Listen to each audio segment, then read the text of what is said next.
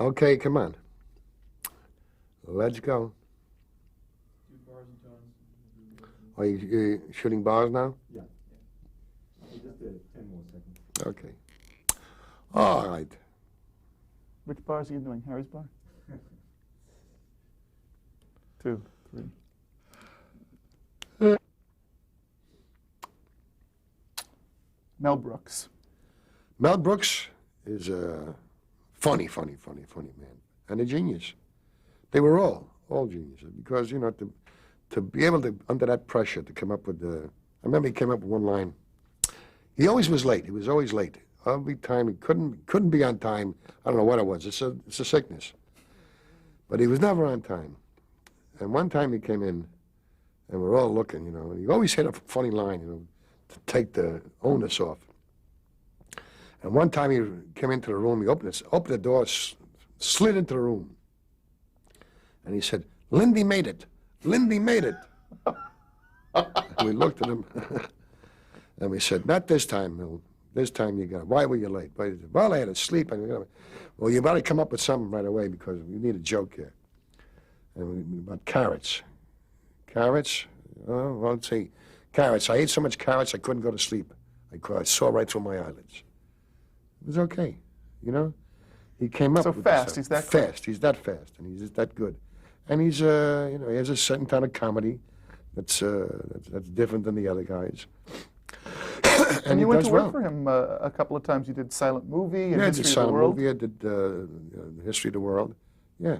What was it like going to work for him as the director? Okay. Doesn't make any difference. Howie Morris. Howie Morris is a funny little guy. He's a guy that he gets himself into situations. Physically, he's a marvelously wonderful, funny man. Funny man. You could do so many things with him, you know, because he was so pliable, and he double talked German very well. He double talked French very well. He was very good. He fit right in. He really did, and he's a great performer. He really is. He really, when he goes, he gives you everything. Really good. Nanette Fabre. Nanette was a wonderful performer, and she learned so fast. She learned how to do comedy and fast with this, and she had a great voice, and she sang, and she knew comedy. She knew how to do it. She really does know comedy. I mean, I was very lucky to get Imogen Coca, and then find her, Nanette Fabre, she's a marvelous, wonderful actress, and a great comedian. I mean, really, very funny. Some of your contemporaries, Milton Berle. Milton Berle started it, you know. He's a man that, he said, let's do it. And he did. And by doing that, he became, you know, he's the Uncle Milty. And it's good, it's right, it's deserved. And he's a man who really puts, you know, he went on and put all his stuff on show. And it was good, and he made it.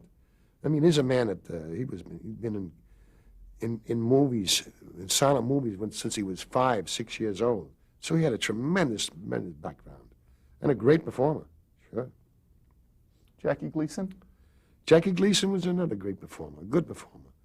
And he had a different style. He had a style that was his. He was like, "Oh, baby, right to the moon," but she played a character, which was fun. And he had a he had a great sense of humor.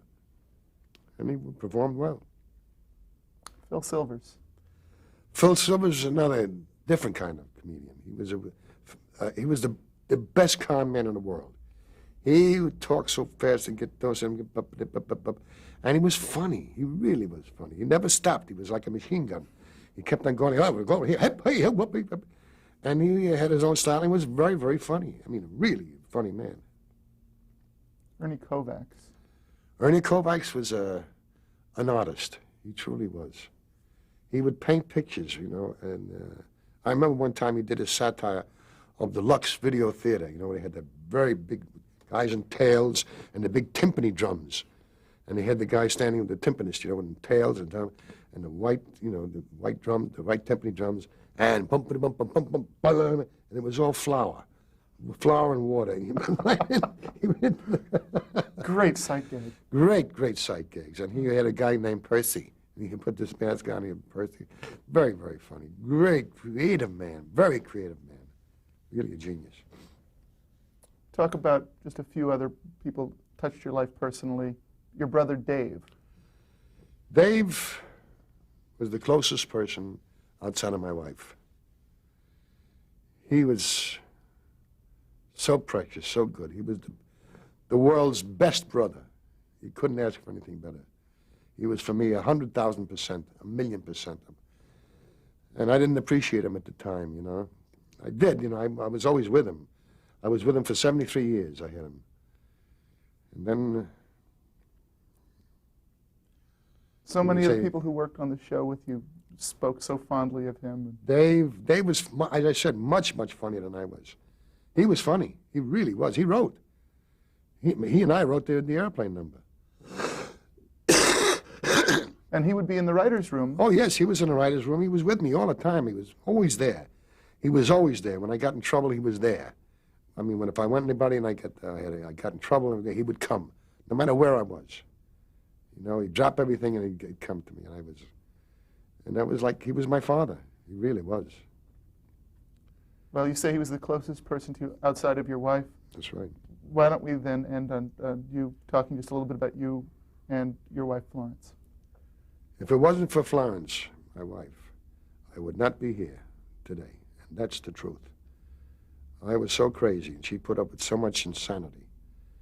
And the way she handled me, and the way she got me to do things, and got me to get on things, got me to stop this and stop that and stop this, and she with patience of a saint, truly.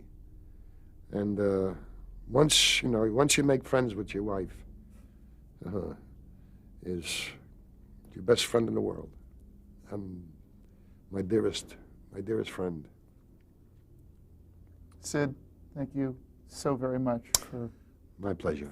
all this time. Thank you. Thank you.